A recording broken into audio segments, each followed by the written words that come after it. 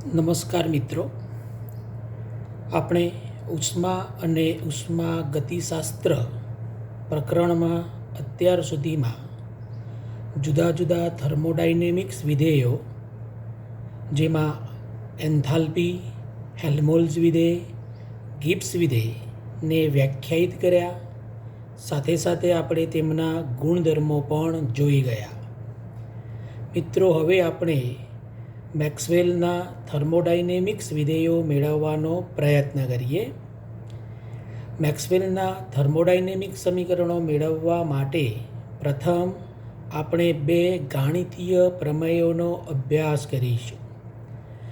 આ ગાણિતીય પ્રમેયો આપણે નીચલા ધોરણમાં ગણિતશાસ્ત્રમાં ભણી ચૂકેલા છીએ. આમ છતાં અહીં ફરીથી આપણે એકવાર તેને રિપીટ કરી લઈએ. મિત્રો, બે ગાણિતીય સંબંધો પૈકી આપણે પ્રથમ ગાણિતીય પ્રમેયનો અભ્યાસ કરીએ.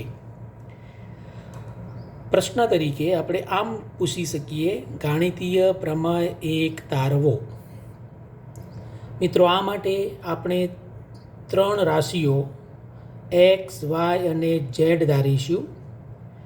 જો આ ત્રણ ભૌતિક રાશિઓ એક્સ, વાય અને ઝેડ વચ્ચે કોઈ સંબંધ હોય તથા જો આપણે ઝેડને એક્સ અને વાયના વિધેય તરીકે લઈ શકીએ, એટલે કે Z is equal to F of X and Y, જેને આપણે સમીકરણ 1 આપીએ.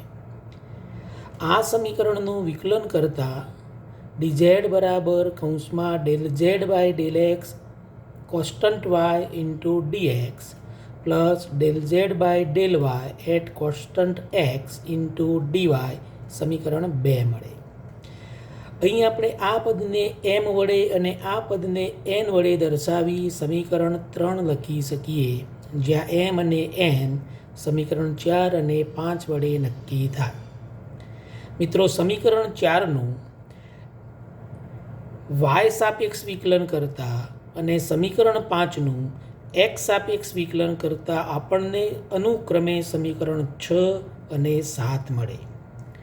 સમીકરણ 6 અને 7ની જમણી બાજુના પદો સમાન હોવાથી ડાબી બાજુના પદો સમાન થાય, જે આપણને સમીકરણ 8 સ્વરૂપે મળે.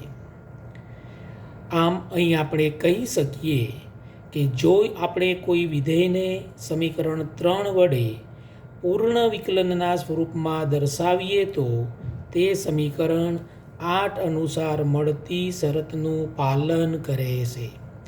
આ હકીકતને આપણે ગાણિતીય પ્રમેય 1 વડે ઓળખીએ છીએ.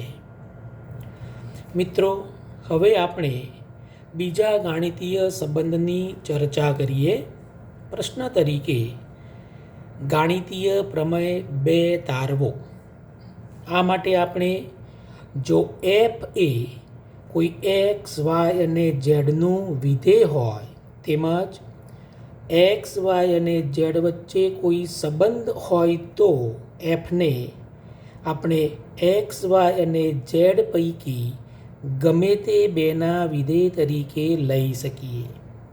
એટલું જ નહીં, પરંતુ આપણે એક્સ, વાય, ઝેડ પૈકી ગમે તે એકને એફના તથા બાકીના બેમાંથી ગમે તે એકના વિધેય તરીકે લઈ શકીએ. એટલે કે આપણે જો એક્સને એફ અને વાયનું વિધેય તરીકે લઈએ, એટલે કે X is equal to F of F and Y વિકલન કરતાં આ પ્રમાણેનું સમીકરણ 1 મળશે. આ જ રીતે આપણે જો વાયને એફ અને બાકીના બે પૈકીના ઝેડનું વિધેય લઈએ તો, એટલે કે Y is equal to F of F and Z વિકલન કરતાં આપણને સમીકરણ 2 મળશે. અહીં મળતી આ ડીવાયની કિંમતને આપણે સમીકરણ 1માં અહીં મૂકી શકીએ. આમ કરતાં મળતું સમીકરણ આ પ્રમાણે બનશે. આ સમીકરણનું સાદુરૂપ આપી ડીએફવાળા પદો એક બાજુ લખતા અને તેમાંથી ડીએફ કોમન કાઢી સમીકરણ 3 મેળવી શકાય. સમીકરણ 3 એ એક્સનું એફ અને ઝેડ પર આધારિત વિધેય હોવાનું સૂચન કરે છે. મિત્રો, ઉપર પ્રમાણે પણ આપણે એક્સને એફ અને ઝેડના વિધેય તરીકે લઈ શકીએ. એટલે કે X is equal to F of F and Z વિકલન કરતાં સમીકરણ 4 મળશે. સમીકરણ 3 અને 4 બંનેમાં ડીએફ અને ડીઝેડના સહગુણકો આપણે સરખાવી શકીએ, કારણ કે બંને સમીકરણો ડીએક્સની જ કિંમતો આપે છે. તો અહીં આપણે વારા પરથી ડીએફ અને ડીઝેડના સહગુણકો સરખાવીએ. આમ કરતાં આપણને del X upon del F constant Z is equal to del X upon del F constant Y plus del X upon del Y constant F into del Y upon del F constant Z એક આ પ્રકારનું સમીકરણ મળશે. ઉપરાંત બીજું સમીકરણ del X upon del Z constant F is equal to del X upon del Y constant F del Y upon del Z constant F સમીકરણ મળે. આ સમીકરણને આપણે બધા જ પદો એક બાજુ લઈ જતા આ પ્રમાણે પણ લખી શકીએ. આ ગાણિતીય પ્રમેય 2 હતો. મિત્રો, હવે આપણે આ ગાણિતીય પ્રમેયો અને અગાઉ આપણે ભણી ગયેલ થર્મોડાયનેમિક્સ વિધેયોનો ઉપયોગ કરી મેક્સવેલના થર્મોડાયનેમિક સમીકરણો તારવીએ. પ્રશ્ન સ્વરૂપે થર્મોડાયનેમિક્સ વિધેયો જણાવી મેક્સવેલના થર્મોડાયનેમિક સમીકરણો તારવો. મિત્રો, થર્મોડાયનેમિક્સ વિધેયો નીચે પ્રમાણે આપણે ભણી ગયા. નંબર 1, આંતરિક ઉર્જા યુ, જેનું સમીકરણ આપણે થર્મોડાયનેમિક્સના પ્રથમ નિયમ પરથી લખી શકીએ, જે ડીયુ બરાબર dQ minus P into dV બને. બીજું વિધેય આપણે ભણી ગયા એન્થાલ્પી, એચ બરાબર U plus P into V. 3, Helmholtz વિધેય, F is equal to U minus TS. અને 4, ગિબ્સ વિધેય, G is equal to H minus TS. અહીં પી એ દબાણ, વી કદ, ટી તાપમાન, એસ એન્ટ્રોપી દર્શાવે છે. આ 4 સમીકરણમાં આપણને કુલ 8 થર્મોડાયનેમિક્સ વિધેયો, જે P, V, T, S, U, H, F અને જી મળી આવે છે. આ 8 પૈકી ગમે તે એકને બાકીમાંથી 2ના વિધેય તરીકે લઈ શકાય અને તેને અનુરૂપ મેક્સવેલનું થર્મોડાયનેમિક સમીકરણ મેળવી શકાય. મિત્રો, જો તંત્ર થર્મોડાયનેમિક્સ અવસ્થાઓમાં સૂક્ષ્મ પ્રતિવર્તી ફેરફારો દ્વારા એક સમતુલિત અવસ્થામાંથી બીજી સમતુલિત અવસ્થામાં જતું હોય ત્યારે ઉપરના 4 થર્મોડાયનેમિક્સ વિધેયોને નીચે પ્રમાણેના પૂર્ણ વિકલનના સ્વરૂપમાં દર્શાવી શકાય. આપણે આ 4 વિધેયોની વારાફરતી ચર્ચા કરીશું. પ્રથમ, નંબર 1, આંતરિક ઉર્જામાં થતો ફેરફાર. થર્મોડાયનેમિક્સના પ્રથમ નિયમ અનુસાર dU is equal to dQ minus P into dV. એન્ટ્રોપીની વ્યાખ્યા અનુસાર ડીક્યુની જગ્યાએ ટી ઇન્ટુ ડીએસ લઈ શકાય, તેથી સમીકરણ 1 મળશે. સમીકરણ 1 પરથી કહી શકાય કે આંતરિક ઉર્જા,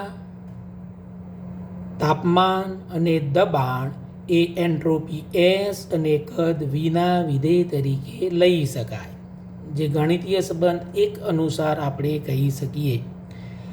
જો યુ, ટી અને પીને એસ અને વીના વિધેય તરીકે લઈ શકાય તો ગાણિતીય પ્રમેય 1 અનુસાર del T by del V at constant S is equal to minus del P by del S at constant V સમીકરણ મળે, જેને આપણે સમીકરણ એ કહીશું.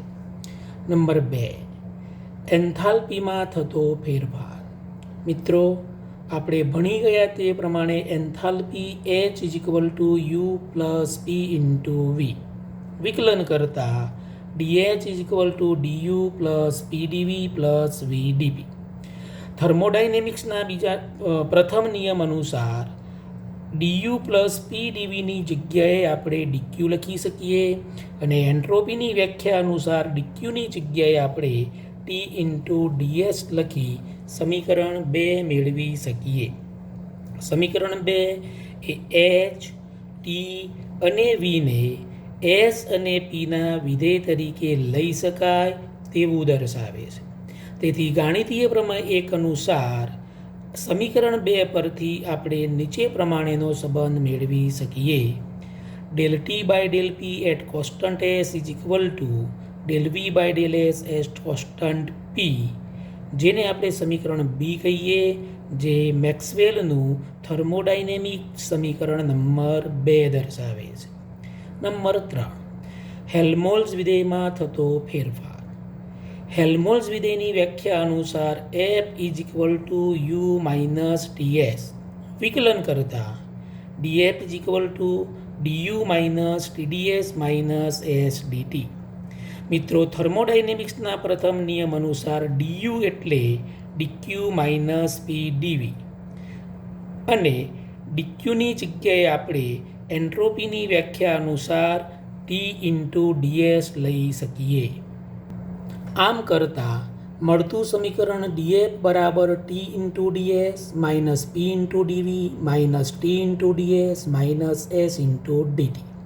સાદુરૂપ આપી DF બરાબર minus PdV minus S DT સમીકરણ 3 મેળવી શકાય.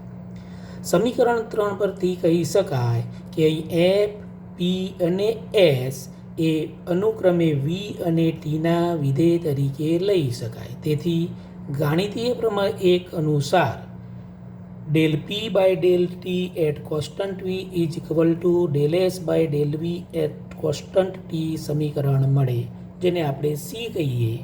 તો આ સમીકરણ એ મેક્સવેલનું થર્મોડાયનેમિક સમીકરણ 3 કહેવાય. નંબર 4, ગિબ્સ વિધેયમાં થતો ફેરફાર.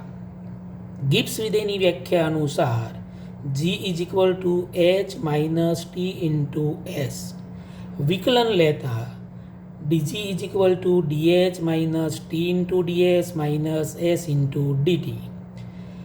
એન્થાલ્પીના ફેરફાર DHને આપણે T into dS plus V into dP વડે દર્શાવીએ તો ઉપરનું સમીકરણ નીચે પ્રમાણે મળે. સાદુરૂપ આપતા DG is equal two V into DP minus S into DT સમીકરણ 4. સમીકરણ 4 પરથી કહી શકાય કે અહીં G, V અને Sને P અને Tના વિધેય તરીકે લઈ શકાય.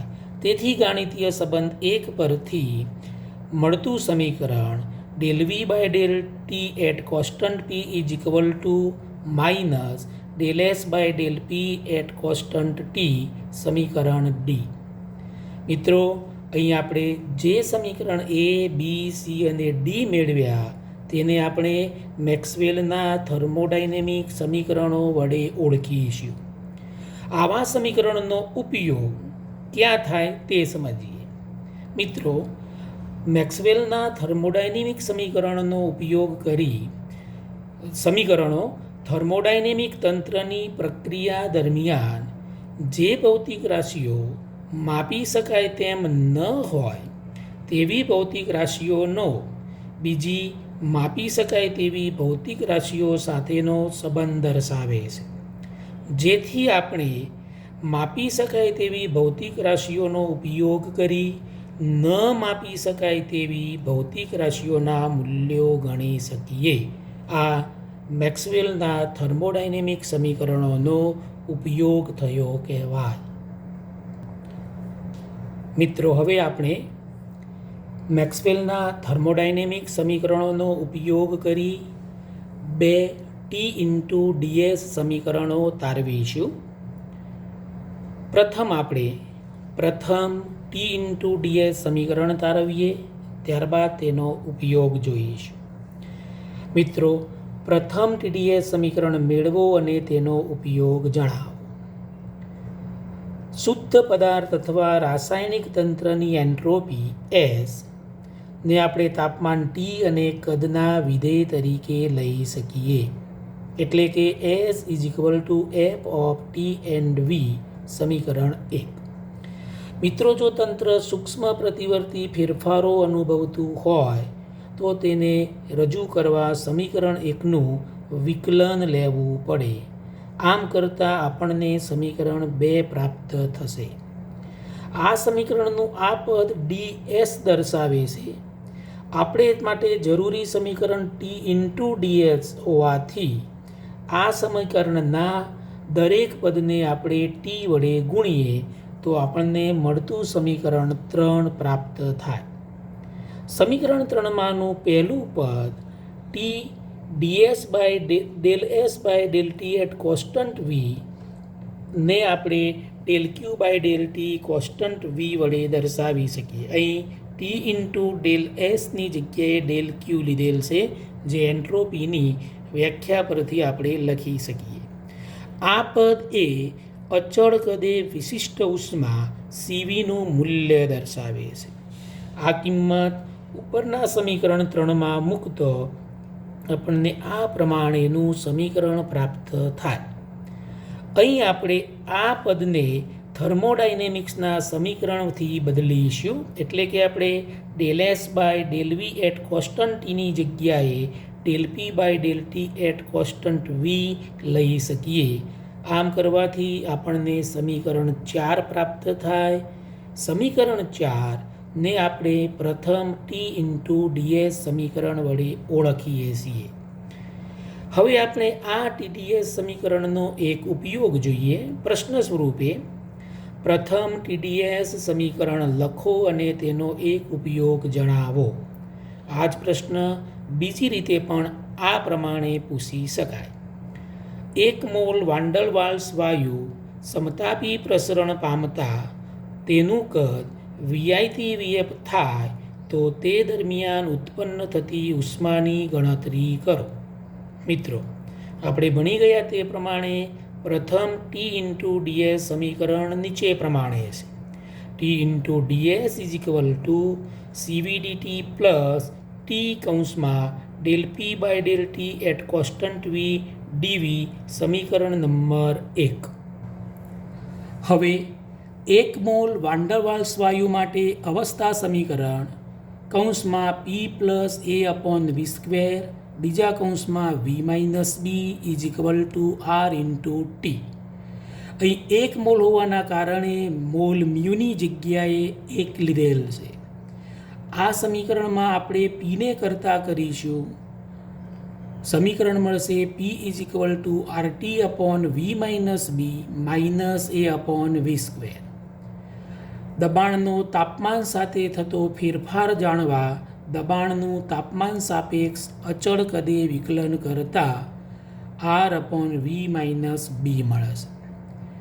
આ કિંમત આપણે પ્રથમ ટીડીએસ સમીકરણમાં એટલે કે સમીકરણ 1માં મૂકીએ તો મળતું સમીકરણ T into DS is equal to CV DT plus T into R upon V minus B into ડીવી.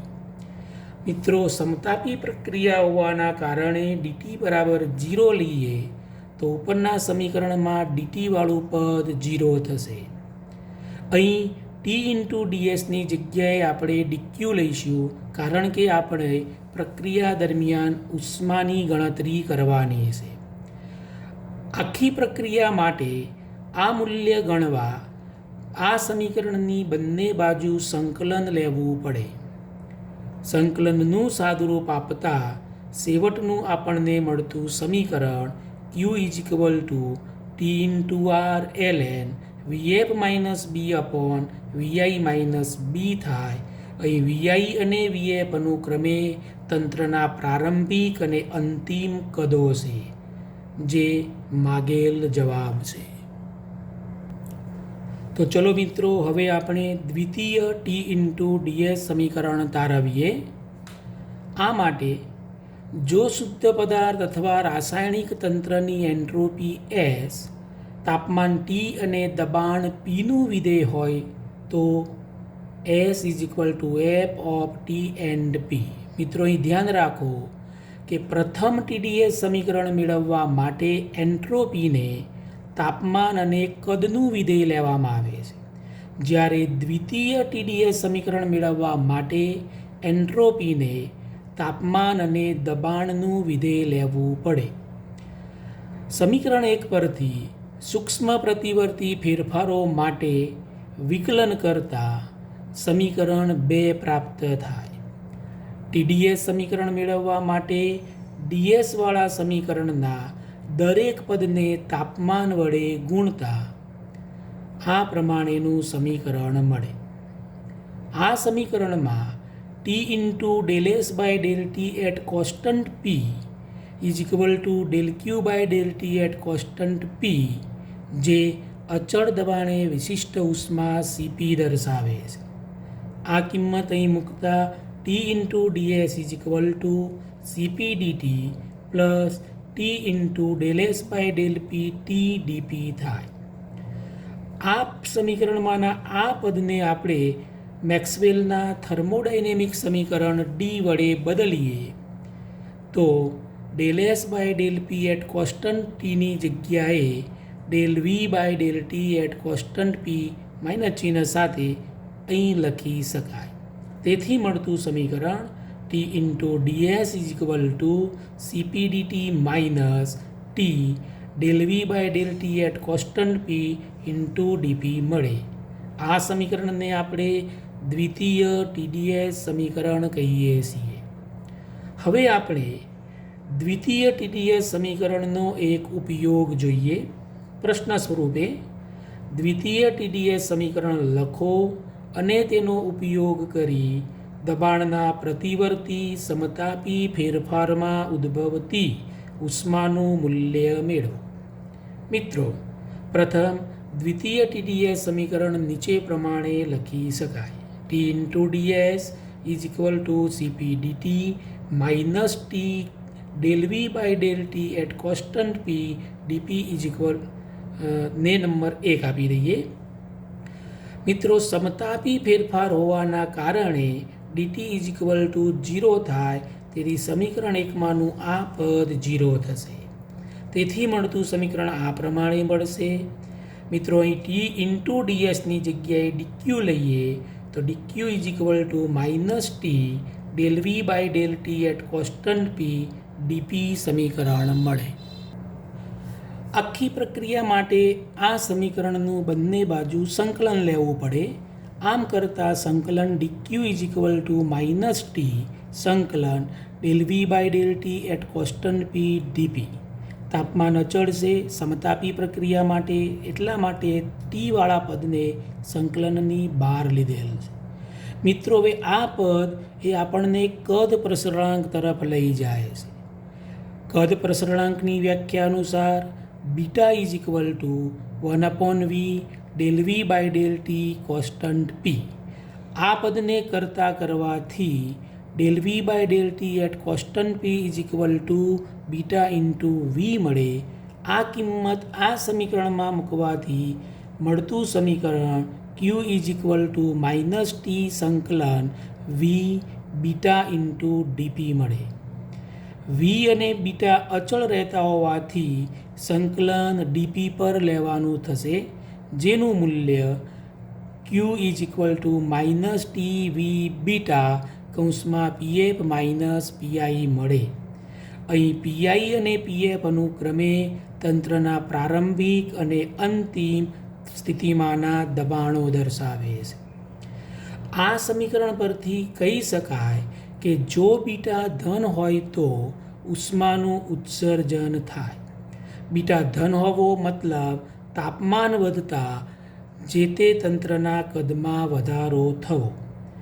જો બીટા ઋણ હોય તો તંત્ર ઉષ્માનું શોષણ કરે અને આ સ્થિતિમાં તેની આંતરિક ઉર્જા વધે.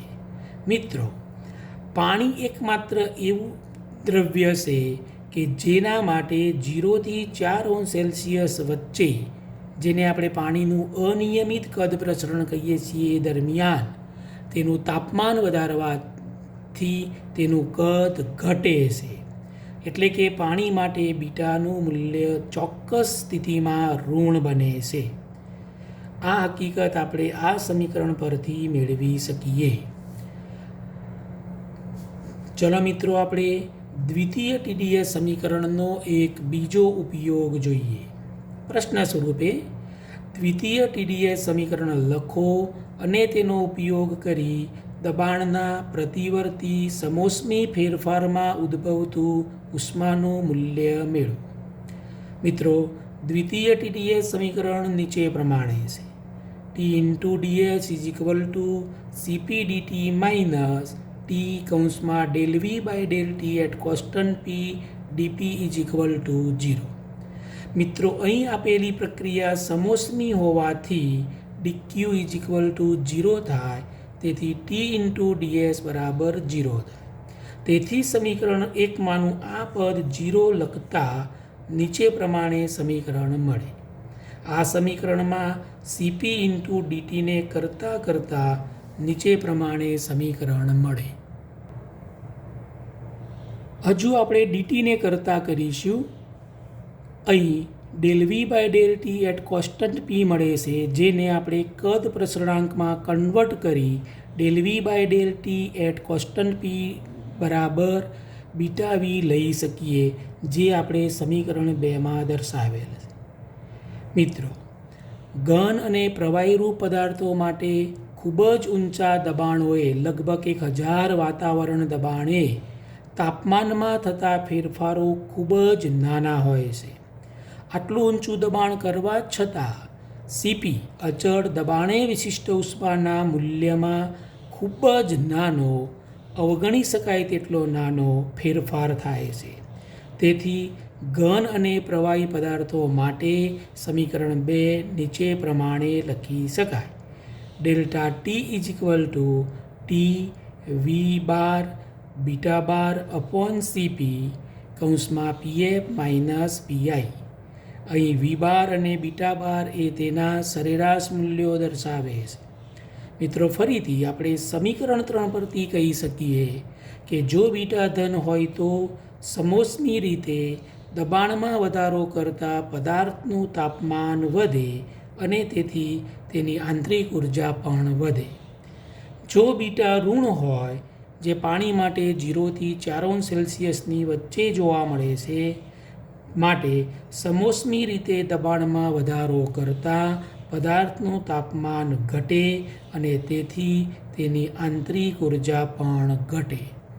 મિત્રો, આ હતા પ્રથમ TdS સમીકરણ, દ્વિતીય TdS સમીકરણ અને તેના ઉપયોગો. ધન્યવાદ.